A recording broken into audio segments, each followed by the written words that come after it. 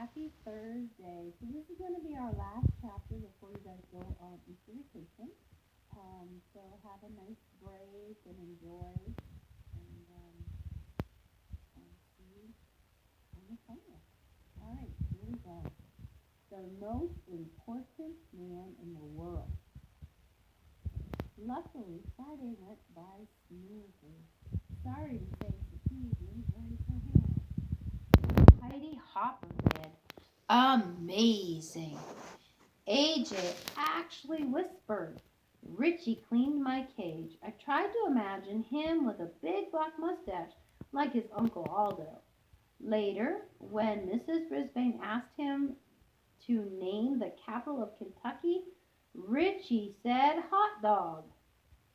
Everyone giggled, of course, especially Stop Giggling Gail, otherwise known as Gail Morgenstern.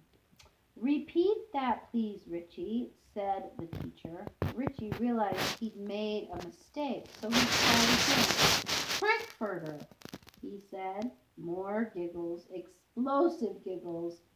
Try again, Richie, said Mrs. Brisbane, who was on the verge of smiling herself. Frankfurt, he said proudly. That was the correct answer, by the way. So you see, it wasn't exactly a bad day in room 26. It's just that I was jittery, wondering what would happen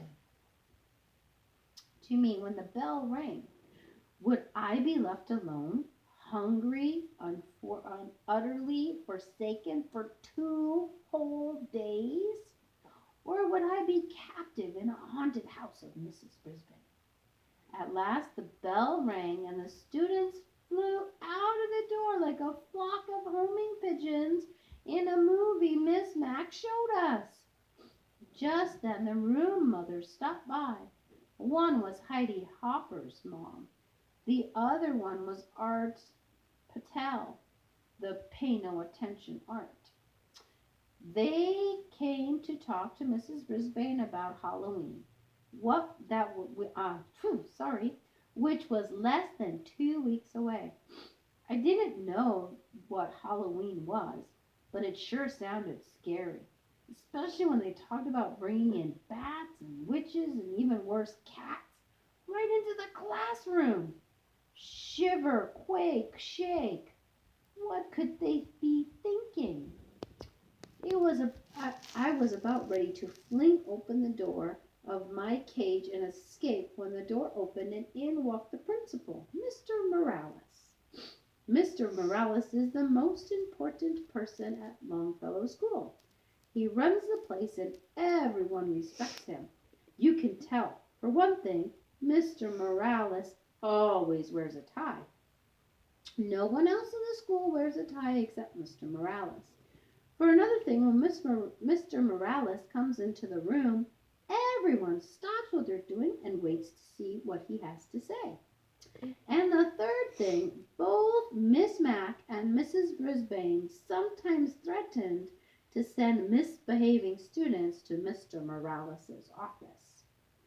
As soon as the teacher mentioned the principal's name, the students would start acting very, very nice.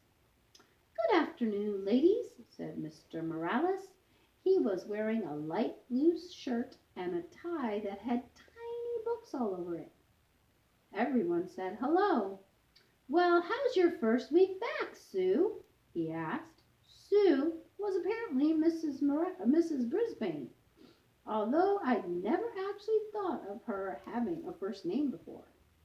She said it was great to be back and what a wonderful class it was, which obviously pleased the room mothers. Then Mr. Morales leaned over my cage and smiled. His tie dangled right over my head.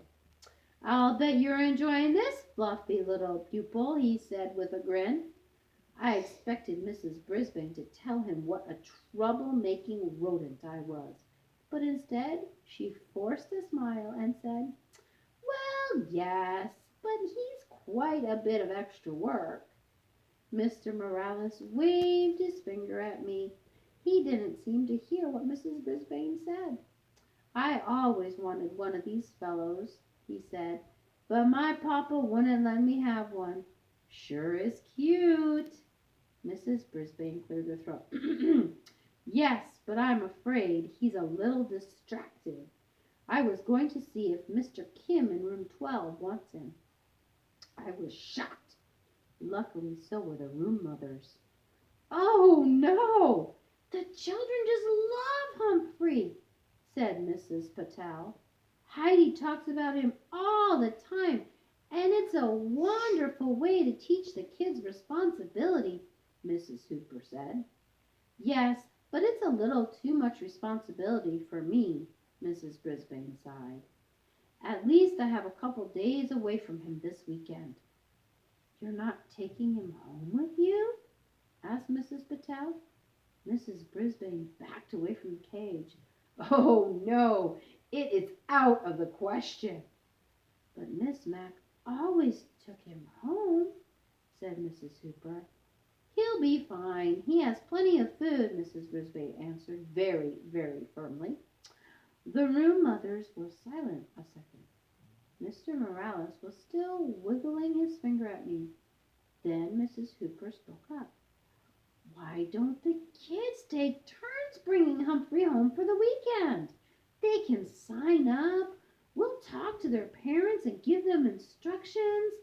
It'll be a great experience. Some people might not want him, said Mrs. Brisbane. Squeak for yourself, Mrs. Brisbane.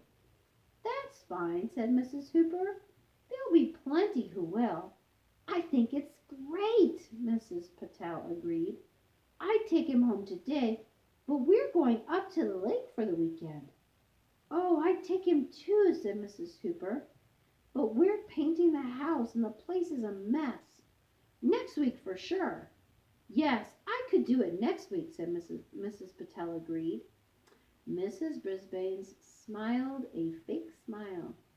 So who's going to take him this weekend? The room mothers looked at one another. I could make a few quick calls. Maybe the Rinaldis, Mrs. Patel suggested. Call, call, call, I squeaked. Suddenly Mr. Morales stood up straight. I have a better idea, he announced. I'll take Humphrey home for the weekend. My kids will love him. Then, starting next week, you can have the students take turns. The three women were almost as surprised as I was. Don't worry, he'll be in good hands, Mr. Morales assured him. Well, I guess I would be, after all, I was going home with the most important person at Longfellow School. As he drove me to his house, Mr. Morales told me how he'd always wanted a hamster when he was a kid, but his dad always said they didn't need another mouth to feed. I argued with him, Humphrey. I said, Papa, I will feed him from my own plate. Then Papa said we'd have to buy the cage and stuff to put him in. Excuse me. I guess he was right, Humphrey. We couldn't afford it. He smiled a big smile, but not anymore. Now I'm the principal of my own school. I told you he was important. His house was nice, but I didn't get to see much of it, because as soon as we walked in the door, two little whirlwinds tumbled into the room, shrieking and squealing. Quiet down now. You'll frighten the little fellow, Mr. Morales told them. He got that right. He introduced us. The little boy, who was about 5, was named Willie. He kept poking his finger through the wire of the cage. I was about to bite him, pure instinct. But then I remembered, this is the son of the most important person at Longfellow School, so I didn't. The little girl, who was about 7, was named Brenda. She kept sticking her face up against the cage and squealing. I tried squeaking back at her, but I don't think she could hear me. Mr. Morales tried to quiet them down.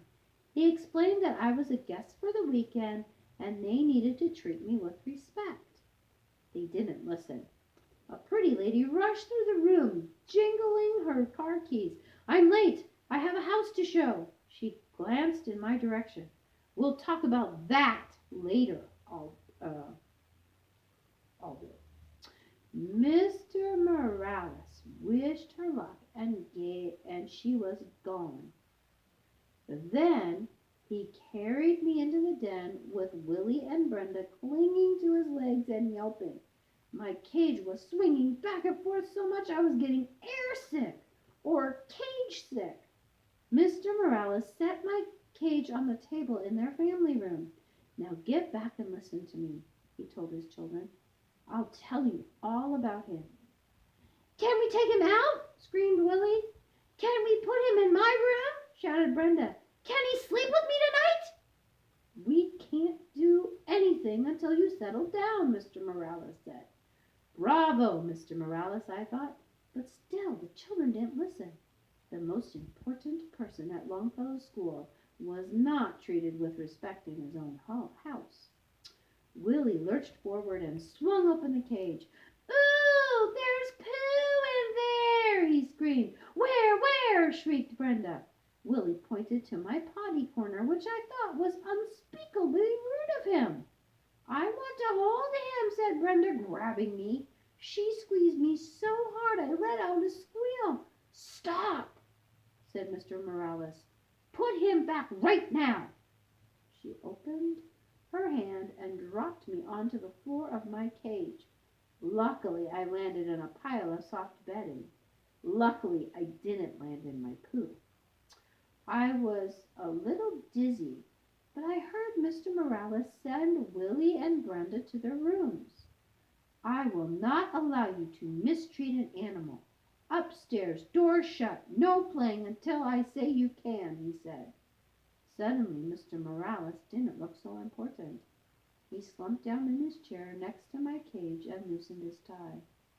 Now you know my secret, Humphrey. At school, everybody listens to me. At home, nobody listens to me, he said. Mr. Morales looked tired. Above our heads came the sounds of thumping and bumping. It sounded as if the ceiling was about to fall in. They're bouncing on their beds, Humphrey. Not supposed to do that either, he said. He slowly rose and went to the stairway in the hall. Willie! Brenda! Stop that now! He yelled. Surprisingly, the thumping and bumping stopped. They listened. I squeaked when the principal sat down again. But the thumping and bumping began again in a minute. I wish I knew what to do, he said. Some way to teach them a lesson. I nodded. A lesson is just what those children needed. And I was just the hamster to teach them. Tip 4. Never ever squeeze, pinch, or crush a hamster. If it runs away, squeals, or mutters, leave the hamster alone. Guide to the Care and Feeding of Hamsters, Dr. Harvey H. Hammer. So that is the end of our story this week. So again, finish the questions and then enjoy your spring break. See you later. Bye.